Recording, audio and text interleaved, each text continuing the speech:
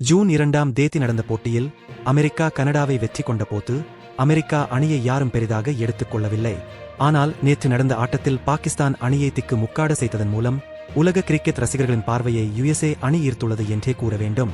குறிப்பாக முதலில் பேட் செய்ய வந்த பாகிஸ்தான் அணியின் முதல் 3 விக்கெட்டுகளை 30 ரன்களுக்குள் சுருட்டியது. ஒரு கட்டத்தில் 23 பந்துகளை சந்தித்து வெறும் 10 ரன்களை மட்டுமே எடுத்திருந்தார் பாபர் அசாம்.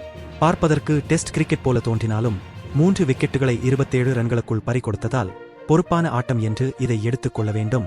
மேலும் அமெரிக்கா அணியின் பந்துவீச்சும் பீல்டிங்கும் எதிர்பார்க்காத அளவிற்கு மிகச் சிறப்பாக இருந்த காரணத்தால் பாகிஸ்தான் அணியின் ரன்களை 157 என்ற நிலையில் கட்டுப்படுத்தியது. வெற்றி பெற 158 ரன்கள் தேவை என்ற இலக்குடன் களமிறங்கிய USA அணி ஆரம்பம் முதல் பெரிதாக அலட்டிக் கொள்ளாமல் நேர்த்தியான முறையில் விளையாடி 19 ஓவர்களில் 145 ரன்களை குவித்து 20வது ஓவரில் 15 ரன்கள் எடுத்தால் வெற்றி என்ற இலக்குடன் கடைசி ஓவரை சந்தித்தது. அதிலும் இறுதிப் பந்தில் 5 ரன்கள் எடுத்தால் வெற்றி என்ற சூழ்நிலையில் 4 ரன்களை எடுத்து ஆட்டத்தை சூப்பர் ஓவர் நிலைக்கு எடுத்துச் சென்றது. பாகிஸ்தானின் முகமது அமீர் சூப்பர் ஓவரை வீசி 7 எக்ஸ்ட்ரா ரன்களுடன் மொத்தம் 18 ரன்கள் வழங்கினார்.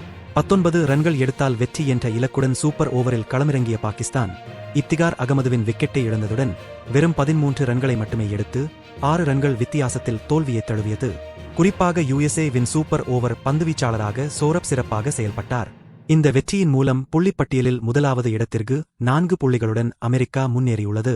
பாகிஸ்தானை பொறுத்தவரை இது ஒரு ஏமாற்றமான தோல்வி ஆகும். இனிவரும் ஆட்டங்களில் அது மிகச்சிறப்பாக விளையாடவில்லை என்றால் சூப்பர் 8 போட்டிகளுக்கு செல்லும் வாய்ப்பை இழக்கக்கூடும்.